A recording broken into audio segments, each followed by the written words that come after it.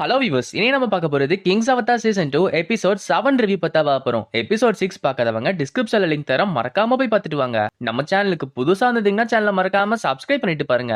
வாங்க நம்ம வீடியோக்குள்ள போகலாம். எபிசோட் ஸ்டார்டிங்ல கேம்குள்ள இருக்க மக்கள்லாம் கேள்விப்பட்டியா, லார்ட் கிரீம் டிசெப்ஷனோட சேர்ந்துக்கிட்டு அங்க இருக்க பொருளை திருடிட்டு இருக்காராம். இன்னொருத்தனு என்னது லார்ட் கிரீமா, அவர் ஏச்சன்னு சொல்லிட்டு இருக்காங்களே, அவர் ஒன்னும் இந்த மாதிரி திருட மாட்டார் சொல்ல, இன்னொருத்தனு அட லார்ட் கிரீம் தான் திருடிட்டு இருக்காரு, நீ அந்த வாண்டட் லிஸ்ட் பாத்தியா இல்லையா, அந்த வாண்டட் லிஸ்ட பார்த்து பாசும் இவங்க வேற என்ன பண்ணிட்டு இருக்காங்க, உன்னால அவனுங்களால லெவல் அப் ஆக முடியல, அதனால தான் அப்படி பண்ணிட்டு இருக்கானுங்க. டாங்க வந்துட்டு ஆமா அந்த வாண்டட் லிஸ்டுக்கு நிறைய ரிவார்ட் இருக்கு, நீ வேணா பாருன்னு சொல்ல, ஏஷிவும் பரவாயில்ல என்ன ஒரு வாட்டி சாவடிச்சா 500 yen தரானுங்க, அப்படின்னா 5 வாட்டி செத்தா ஒரு லெவல் தானே இறங்கி போவோம், பரவாயில்ல எனக்கு 2500 லாபம் வரும்ல. அப்படி பார்த்தா என்கிட்ட இருக்க ஐட்டம்லாம் வேற ஒரு அக்கௌண்ட்ல போட்டுட்டு இவனுங்க இஷ்டப்படி பண்ணட்டும் சொல்லிட்டு நான் விட்டுருவேன். கடைசியில லார்ட் கிரீம்ங்கிறது ஒரு சாதாரண பேர் தானே. பாஸ் இது கேட்டு நிஜமாவா இது நீ பண்ண போறேன்னு கேட்க, ஏஷிவும் அட லூலன் ஸ்லாஷ் அக்கௌண்ட் இருக்கு, அப்படி பார்த்தா 5 பேர் இருக்காங்க, அப்ப நம்ம சம லாபம் பார்க்கலாமே. ஏஷிவும் இந்த விஷயத்த லூலன் ஸ்லாஷ் கிட்ட சொல்றா, நம்ம காசு அமெரிக்கா எனக்கு ஒரு ஐடியா இருக்குன்னு சொல்ல, லூலன் ஸ்லாஷும் என்னது அக்கௌண்ட் இந்த மாதிரி பண்ண போறீங்களா, எனக்கு அந்த காசே வேணாம், அந்த காசை நீங்களே எடுத்துக்கோங்க சொல்ல, இது கேட்டு பாஸுக்கு இன்னுமே ஷாக்கா இருக்கு. லூலானும் நீங்க சம்பாதிக்கணும்னா இங்க இருக்க 5 அக்கௌண்ட்டுமே கொள்ளணுமே, உங்களால எப்படி முடியும் கேட்க, ஏஷிவும் கவலைப்படாத என்னோட ஃப்ரெண்ட் ஒருத்தர் இருக்கா அப்படி சொல்லிட்டு அவன சொல்றான். இப்போ ஏஷியோட ஃப்ரெண்டுமே அந்த எக்ஸலென்ட் பிளேயர் கிட்ட போய் நீ வச்சு ரிவார்ட் நான் கலெக்ட் பண்ண வந்திருக்கேன், இங்க பாரு நான் எத்தனை வாட்டி கொண்டு இருக்க சொல்லிட்டு ஒரு வீடியோ காட்டுறான். அவனும் அந்த வீடியோ பார்க்க என்னது 3 மணி நேரம் இருக்குன்னு கேட்க, அந்த ஃப்ரெண்டும் ஆமா நான் அவனை 105 வாட்டி கொண்டு இருக்கேன்னு சொல்ல, இது கேட்டு அந்த பிளேயருக்கு இன்னுமே ஷாக்கா இருக்கு, என்னது 105 வாட்டியா, அந்த ஃப்ரெண்டும் ஆமா இதே மாதிரி என்கிட்ட 10 வீடியோ இருக்கு, அந்த பிளேயர் கேட்டு என்னது 10 வீடியோவா, அப்படின்னா 1.5 லட்சம் ஆச்சே.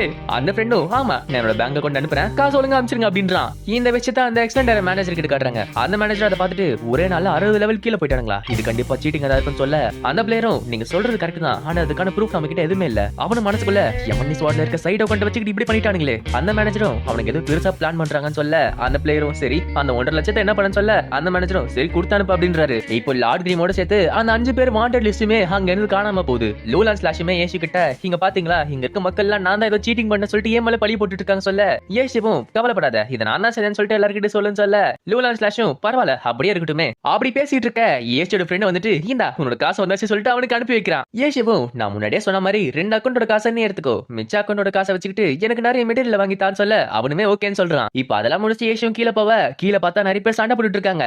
ஏஷியும் பாஸ் கிட்ட என்னன்னு கேட்க, பாஸ் சோகமா எக்ஸலென்டரா திருப்பி தோத்து போச்சு அப்படின்றா.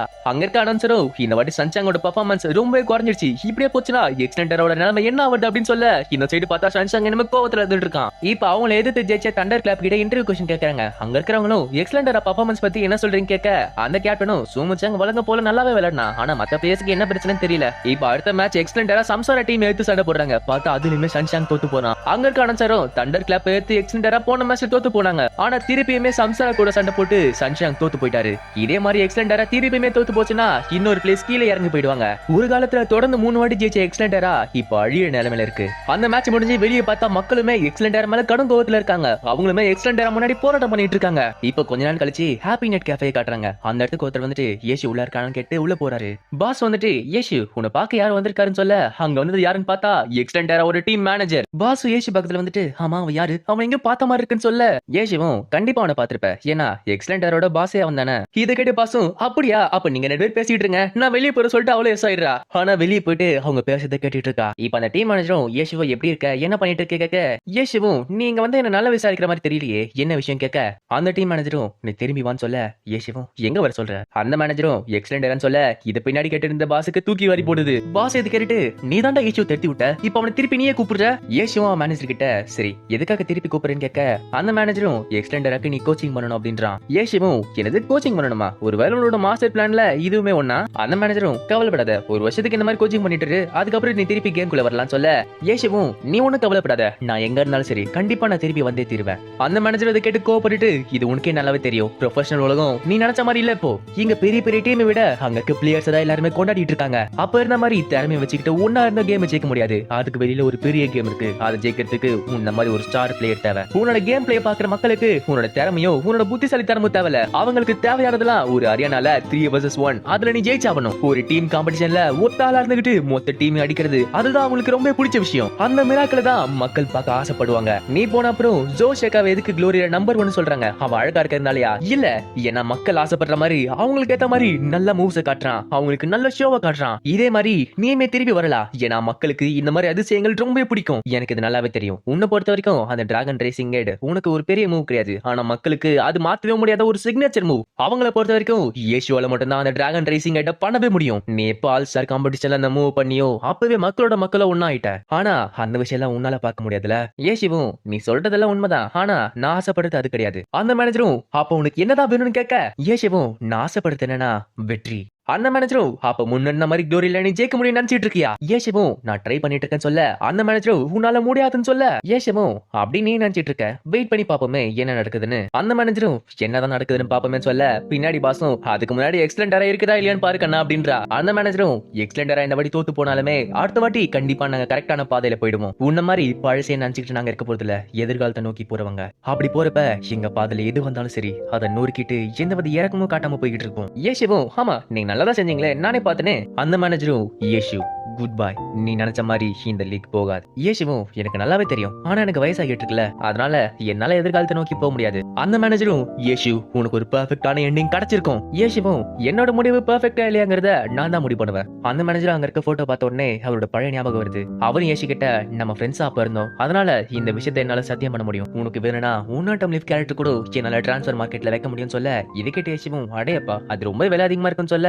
அந்த மேனேஜரும் உன்னோட விலையை சொல்லு நான் தரேன்னு சொல்ல, பின்னாடி பாஸ் எதுக்கிட்டு என்னது அந்த காட் லெவல் அக்கௌண்டா, அது கண்டிப்பா 20 மில்லியன் ஆச்சு இருக்குமே. ஏஷிவும் அப்படின்னா எனக்கு சூமுச்சாங்கோட அக்கௌண்ட் டான்சிங் ரெயின் வேணும் அப்படின்றான். இப்போ ஒரு ஃபிளாஷ்பேக் காட்டுறாங்க. அந்த மேனேஜரும் தான் ஸ்பான்சர்ஸ் கிட்ட பேச, அங்க இருக்கிறவங்களும் நீங்க எந்த அட்வர்டைஸும் பண்ண மாட்டீங்க, அதனால உங்களுக்கு எந்த காசு கிடையாதுன்னு சொல்றாங்க.